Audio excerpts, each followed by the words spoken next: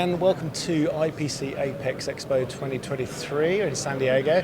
I'm joined by Darren from Impossible Objects. Now, we spoke to Dan Migley last year in Minneapolis. It was quite very interesting what you're doing. So actually, if you could just recap, Sure. where you're at, and then actually what's happened over the past few months. Yeah. So, brief history on Impossible Objects. We're really a material science company turned machine manufacturing company, 3D printing manufacturing company. We really were focusing on kind of creating a unique material set. We do composite technology, so reinforced thermoplastics with either fiberglass or carbon fiber. The electronics manufacturing industry certainly isn't where we started. No. That wasn't our main focus. It was mostly aerospace, automotive, tooling and fixturing, which is related to this industry.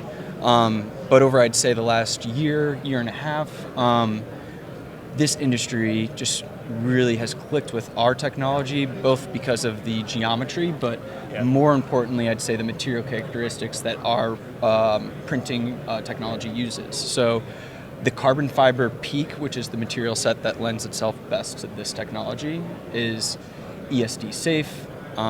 It is high temperature, so about 300 degrees Celsius working temperature, and extremely chemical resistant to both fluxes for wave solder applications, or even conformal coating solvents to be able to coat and reuse those components. So really diverse set of geometries and solutions that we've been able to provide for this industry. Yeah.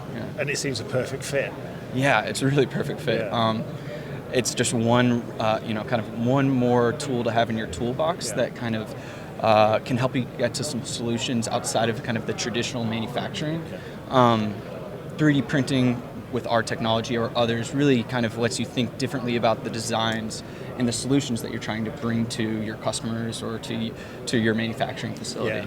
There's a lot less restrictions in terms of tooling and the setup costs. The flexibility of design and iterations are things that we really highlight and like to focus on. And I think people are seeing kind of the benefits and how that can be related, especially to this industry. Yeah. Have you you've been able to be a bit of a trailblazer as well, haven't you? It's not just showing that you can do something better, we can do something better, but in a very different way. Yeah, and we certainly feel like a little bit of the new fish in the pond, but it's a really welcoming community, which we absolutely love, and we're learning along with others. And so I think that that's kind of a great place to be, and because this is a really mature industry and people are really expert but also great at teaching, I think people have been able to learn alongside us as we help support them and with our new technology. Yeah.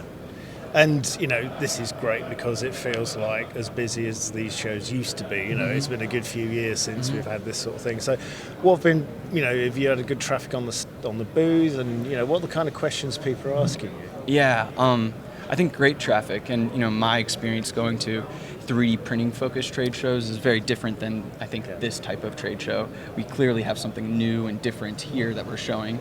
We're not from the machine manufacturing side, but really the parts, services, and being able to use us to find your solutions. And so our table of components of different projects we work with customers, I think people like to get their hands on them, see the different types of ideas, the geometries that are outside of maybe how they'd normally think of getting to a solution. That's I think people are having a lot of fun with today and yesterday. Yeah. And do you think people are a bit more open to thinking a bit radically now as well? We had because going through lockdown, people had to adapt.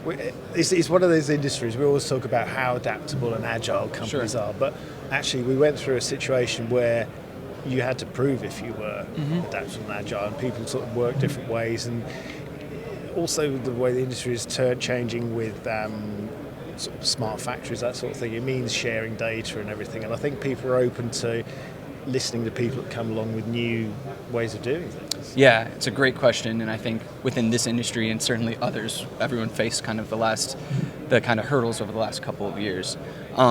In the additive manufacturing, 3D printing world, we call it digital manufacturing, and being able to share, digital designs, CAD files, and be able to do live updates of tooling and fixtures on video chats, I think has really kind of turned people's attention to, thinking in a more radically different sense.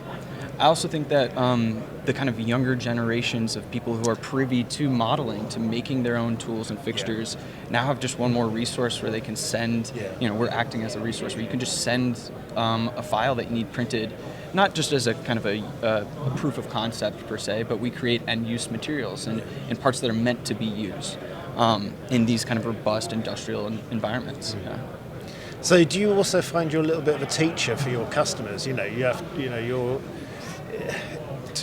Teacher-student for sure, right. A little bit of both, right? I think, and again, that's why I think this community, which is really tight-knit, is so great. It takes a little bit of both, right? It's a new technology. We can do things certainly different, and in a lot of ways better. It makes you think a little differently about how you design or how we can help design and support a customer. So in some cases I'm teaching, we're certainly talking about our new technology, but there's no shortage of me learning and being that student as well. Well, it's good. It's a two-way street, isn't it? And it needs that. It's true collaboration, isn't it? Well, thanks for spending time talking to us. It's great to catch up with you again. Thank you. And I hope the show is really fruitful for you. Yeah, it's been great so far. It's been nice to sit down with you for a couple of minutes, so thank you. I'll take the break just to sit down. Absolutely. But that's a good type of traffic. It's a great problem to have. No, that's brilliant. Thanks for spending time. Thank you. Thank you.